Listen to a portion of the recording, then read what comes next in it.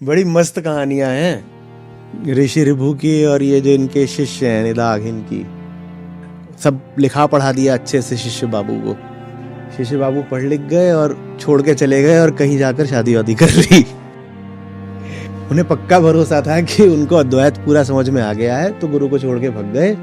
फिर गुरु ने कहा इतने साल लगाए थे इसको लिखाने पढ़ाने में, कहाँ गया है, देखें जरा। तो एक दिन यही ऋभु गीता वाले ऋभु ये भेष वेश बदल के ग्रामीण किसान बन गए। तो देखा तो वो अपने घर में नहीं निदाघ, तो कहाँ है, बोले वहां पे राजा की सवारी आ रही है और सब जनता इकट्ठा हुई है देखने के लिए कि राजा जी आएंगे, राजा जी आएंगे। तो वो भी पहुंच गया ताली बजाने, तो ये भी पहुंच गए पीछे से शिष्य के पास। तो उसको पूछते हैं कि कौन आ रहा है, तो बोलता है राजा आ रहा है। राजा ये राजा क्या होता है?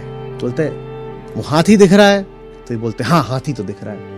बोलते हैं तो हाथी के ऊपर जो बैठा है वो राजा है। अब अद्वैत में जो भी एक विषय दूसरे पर आश्रित होकर परिभाषित हो तो वो मिथ्या माना जाता है।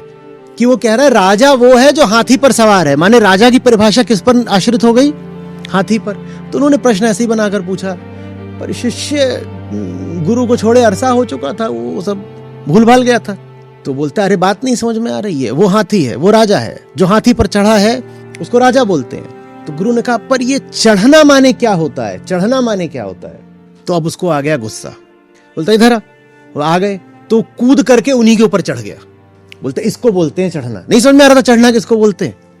जैसे हाथी पे राजा चढ़ा है ऐसे ही मैं तुम पे चढ़ गया हूं।